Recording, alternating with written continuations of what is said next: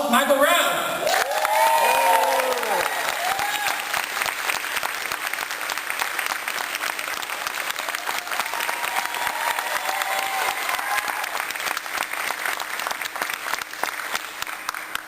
And I'm going to have to give you this microphone since they put you on the end. I bet you just went up, man. I get that all the time. Yeah. Well, speaking of people that you might think of as kleptos from their character, coming up next to the stage, John Constatine, it's Matt Ryan.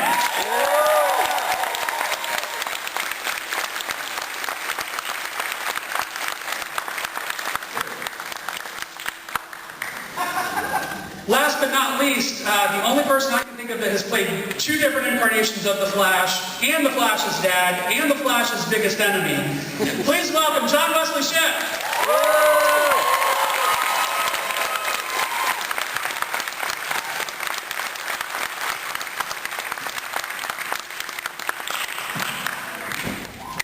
Fun so far? Absolutely. Yeah. So far so good, man. It's great to have you here in Pensacola. I know the fans are very excited, as am I, I'm a fan myself. I just want to start out talking about how this amazing DC TV universe has grown that you've all gotten to be a part of. When you guys came into this, and I know John really, going back to 1990, you came in first. Could you have envisioned what this has grown into? We're almost to 5 nights a week with DC shows now on CW. I know, it's crazy. I always tell people, illustrated by saying in 1990 we were doing The Flash, Warner Brothers for CBS, and they said, you know, there's this little convention down in San Diego. We should probably go down there, you know, and say hi and take some pictures. We walked through in 4 hours. I signed half a dozen autographs. We went back to LA. 2014, you know, when we premiered our shows in Hall H in front of 7,000 people. It was oversold, 180,000 people take over the town. It's just nuts now. So that's the difference. We don't have to fight for an audience now like we did then. Did I answer your question? Absolutely. Well, I think, you know, it's interesting because the numbers that you got in the original series, now it would be a massive hit. Yeah, in those days we had three, you know, we had CBS, NBC, ABC, so we had to carry 17, 20 million people in order to be even viable. And now The Flash is a hit with between 4 and 6 million people, all of whom we're very grateful for. Awesome, man. It's kind of like a carrot, you know, you plant it and it grows, and he planted it. Yeah. Right? Now, Matt, you actually started outside the DC CW universe, but then they brought you in. Yes. Yeah, in football.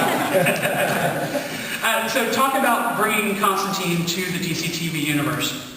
Well, it was great. I mean, you know, I didn't really know that much about Constatine before I went up for the audition. A really good friend of mine actually has his own comic book company in the UK. It was his favorite comic book and favorite comic book character. So when I told him I was up for the audition, he was like, sit down.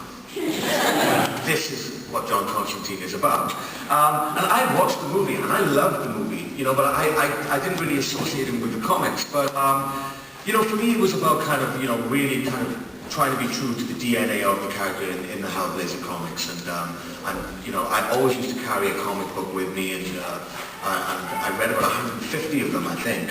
And I always felt that I wasn't worthy to play the character unless I'd read all the comics. So I was trying to read all these comics, but you know, with the schedules you have, you know, I didn't have the time. But it was just such a great kind of privilege, really, to bring such an iconic character who's been around since 1985 to the screen, you know, and it was, yeah, it was a wonderful, great experience.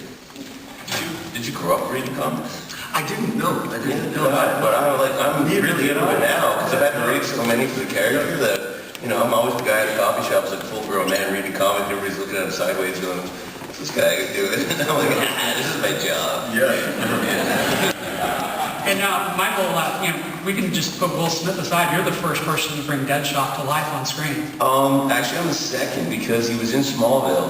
Oh, that's right. Remember? I forgot, yes. He was played by Bradley Stryker. That's right. He was actually, I mean, I didn't get into acting until very late in life. I was a musician for most of my life, and Bradley Stryker was my first acting coach. Oh, wow. And he was the first guy to play Deadshot. So it's so weird, yeah. He passed it on to me, like just ran, you know. When I got the gig, they told me I was auditioning for an Army sniper. I didn't know it was actually Deadshot. And then when I showed up and I put on a costume and I figured out who it was, I texted him and he's like, together forever in Wikipedia, brother. Now, it's interesting. the same character, but the complete opposite of the original Deadshot that you played on the show? It was kind of terrifying at first, to be honest with you. Like, it felt so wrong. I was like, this guy's so brooding and dark, and now I'm like the comic relief of the episode. But once I just sort of dove in head first, it was really fun, I gotta say. It was really fun to sort of just blow wide open and do the opposite of all of your instincts. Yeah, so I had a great time. And the group on The Flash is so fun to work with. It's really playful on that set, I find. It's good times, yeah. At you, and if you guys would like to ask questions, there are microphones at either end. Please go ahead. Well, I want to thank you guys for coming to Pensacola, and it's not really it is kind of a question, but more of an observation. I am really glad that DC has done such legacy casting in their shows, such as bringing Terry Hatcher, Dean Cain, Ellen Slater into the Supergirl shows. John, you can speak to that coming into The Flash. I know that when The Flash was announced, that was one of the first things I heard. Are they going to bring back John Wesley in the show in some capacity? And thanks for being available, being able to do that. It's a huge amount of goodwill that DC does to the shows that in the past have built this foundation upon.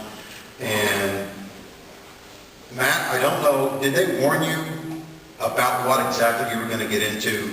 Because once you get into this family, you're in. It's not like if you played a doctor 20 years ago, they're going to bring you back and play a doctor on this show. It doesn't exist. But in a genre show like this, you can come back and you can play the father of the character you played 20 years ago. Or then you can play the Earth 2 version of that character. And so there's so much possibilities. You're now in, and you have a fan base that will follow you, not only in genre projects, but everywhere else you go. It's like the mafia. You're in for life. You're in for life. Matt, you're in for life. Yes, you know, you're in for life, and we will follow you to Dawson's Creek, to Teen Wolf. We will follow you anyway. Maybe not to Teen Wolf. So, thanks for coming in, and we appreciate you, all of your work. Thanks. I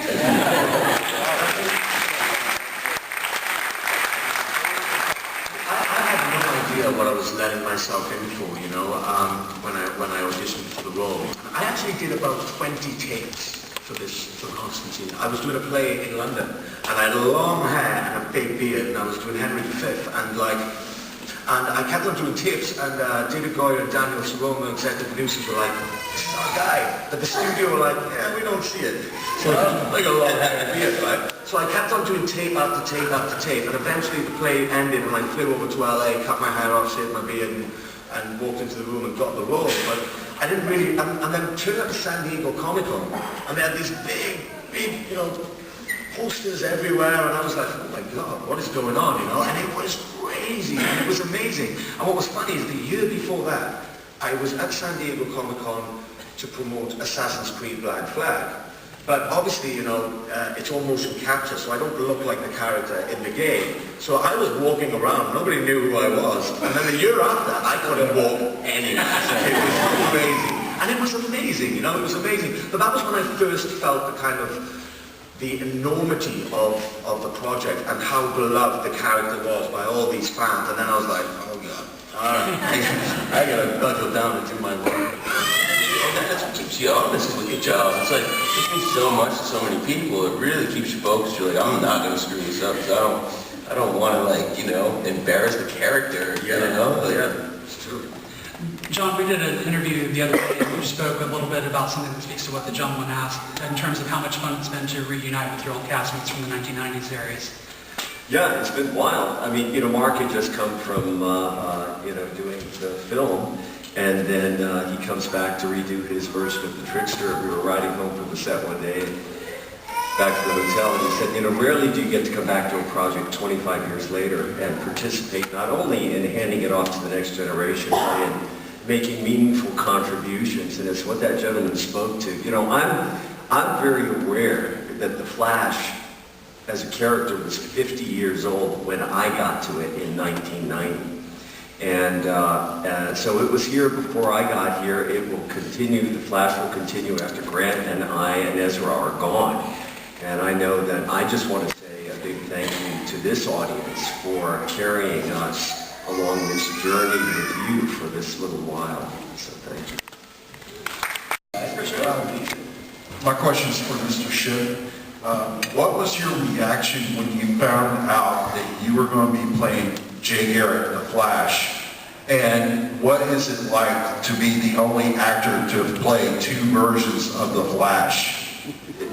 It's insane. It's, you know, I didn't even know when I figured that Henry Allen as a plot device in our show would have one, maybe 2 seasons.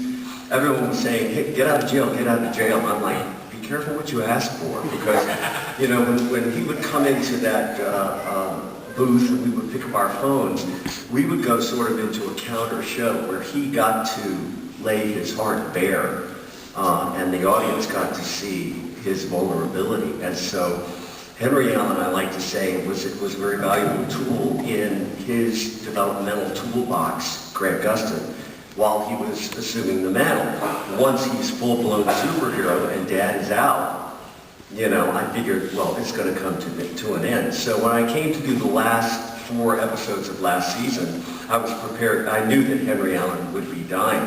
So I'm having a costume fitting, and I'm trying on this, like, it looked like a prison suit, and it was shredded, and I'm like, wow, what happened to Henry Allen in prison? I'm wondering. And then we get done, and then Kate, the costume designer, says, of course, you'll be fitted for the Iron Mask, you know, by the props department. I'm going, what? The Iron what? She said, you don't know? No. She said, you didn't hear it from me. So Jesse Martin and Grant and I are sitting on set in between scenes. And they said, so you're what you're going to be doing next season? I said, yeah, I'm the man in the Iron Mask. Yeah, that's wild. And they're going, yeah. I'm like, what? They said, that's all you know? I said, there's more? I said, you're the real Jay Garrick, man. I said, stop. Get out of town. You got to be kidding me. But it was pretty phenomenal. I'm glad I didn't play Jay Garrick right away, because that would have felt like a trick to me. You know what I mean? But to come in and get grounded in the truth of the Henry and Barry relationship, and have that overlap with the John and Grant friendship, and how fond I am of him, and how much I wanted his version to get the success that our version just missed commercially, you know? Now it's fun. Now showing up as, you know, I'm a superhero. I mean, really, again, at my age. But it's great fun. Thank you, sir.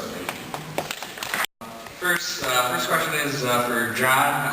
What was it like being back on set after years for working with Mark Hamill again for such a brief scene in the alternate universe of The Flash, after being able to revisit these characters and together? You know what I enjoyed? I enjoyed watching what he did with the Trickster. He was very funny. Quickly, he had said, you know, when he heard they wanted him to come on and play the Trickster, he thought to himself, what on earth are they going to ask me to do? I can barely work the unitard 25 years ago. But the way that they turned into, you know, it's like whatever madness was running in his veins had turned to poison by the time he got to the 2014. And I just enjoyed watching what we did. Then suddenly I'm Jay Garrick and I'm catching his bullets in my helmet, and we're on Earth 3, and Grant's going, what show is this? And I come up, you know, and I say, you're out of ammo, and they yell cut, and he says, we're grown-ups. That's awesome. And then my second question is for all 3 of you. If you were to have to fight each other, who would win? I'm old, so I'm out. I'm a lot of fun.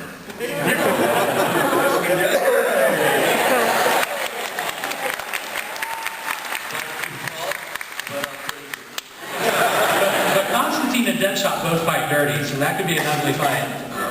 That would be an ugly fight, yeah. I mean, it's interesting, isn't it, you know, because the whole magic universe, it's great how, like, in Justice League Dark, the animation we just did, how much the Justice League really need people like John Constantine, because they can't deal with the magic. So, he's very essential to the whole universe. Would it be interesting if you guys could work together, if there was like a big crossover with all of them? Would you like to reprise your roles? Yeah, very much, yeah. But actually, if you stick around, there might be a performance on stage. No, I'm joking.